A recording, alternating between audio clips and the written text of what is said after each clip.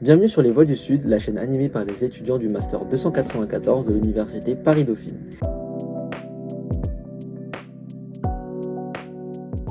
À travers une série de vidéos, nous allons explorer la question suivante. Quels mécanismes économiques de coopération Sud-Sud permettent aux pays du Sud global de stimuler leur croissance, de diversifier leur économie, de réduire leur dépendance structurelle aux pays du Nord? Dans cette première vidéo, nous reviendrons sur l'histoire des relations entre le Nord et le Sud, un sujet qui, vous allez le voir, est d'autant plus d'actualité. Tout d'abord, prenons le temps de définir ce qu'on entend par Nord et Sud.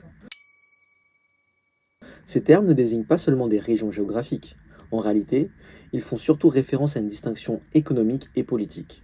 Le Nord, c'est principalement les pays les plus riches et industrialisés qui dominent l'économie mondiale et les grandes institutions. Le Sud, lui, regroupe les pays en développement, souvent confrontés à des défis de dépendance aux ressources naturelles et à des inégalités de croissance. Plutôt que de parler pays du Sud, nous préférons utiliser le terme Sud global. Ce terme reflète mieux la diversité des pays concernés, que ce soit les grandes puissances comme la Chine ou l'Inde, aux nations les plus vulnérables. Tout cela en mettant en avant leur volonté de croissance et d'influencer un ordre mondial plus multipolaire. Cette division est héritée de l'histoire coloniale et des dynamiques économiques contemporaines.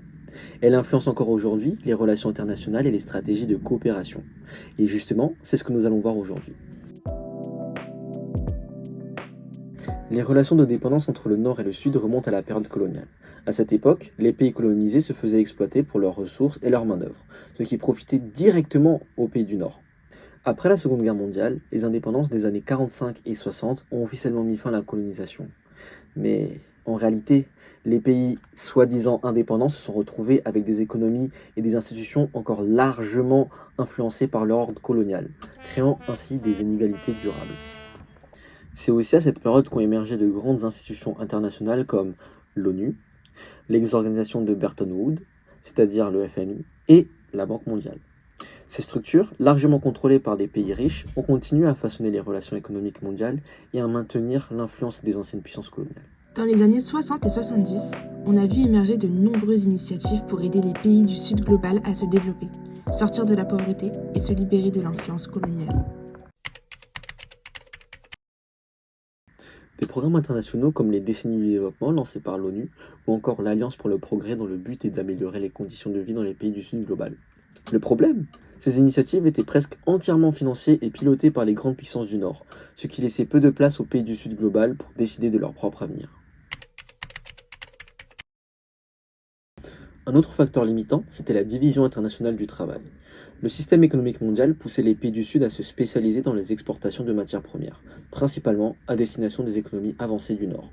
Résultat, les industries locales avaient du mal à se diversifier et la plus grande valeur ajoutée était maintenue dans les pays du Nord, ce qui accentuait une position de dépendance. En résumé, malgré les efforts de développement, les inégalités économiques entre le Nord et le Sud global se sont intensifiées pendant cette période. Dans les années 70 et 80, une autre crise frappe, la crise de la dette. De nombreux pays du Sud global ont emprunté de l'argent pour se développer, souvent auprès de banques des pays du Nord. Mais voilà le problème, ces prêts étaient souvent liés à l'achat de produits manufacturiers du Nord. Quand la crise économique mondiale de 1979 éclate, les taux d'intérêt augmentent brutalement. Le fardeau de la dette devient alors encore plus lourd à porter pour les pays du Sud, accompagné par la chute des prix des matières premières, ce qui a pour conséquence de rendre les pays du Sud encore plus dépendants et vulnérables économiquement. Une fois n'étant pas coutume, ce qui aggrave la situation, c'est l'imposition par les institutions financières comme la FMI et la Banque mondiale de politiques d'ajustement structurel, réduction des dépenses publiques, privatisation et autres mesures austères. Ces politiques sont censées redresser les économies, mais en réalité elles prolongent souvent les pays du Sud dans une pauvreté encore plus profonde. L'histoire des relations Nord-Sud nous montre donc comment la colonisation, la répartition imposée du travail et la crise de la dette ont profondément marqué les dynamiques actuelles. Mais ces mécanismes de dépendance appartiennent-ils vraiment au passé? Dans notre prochaine vidéo, nous verrons donc comment ces inégalités persistent encore aujourd'hui, mais sous une nouvelle forme. A bientôt sur les Voix du Sud pour comprendre comment ces dynamiques continuent de façonner le monde actuel.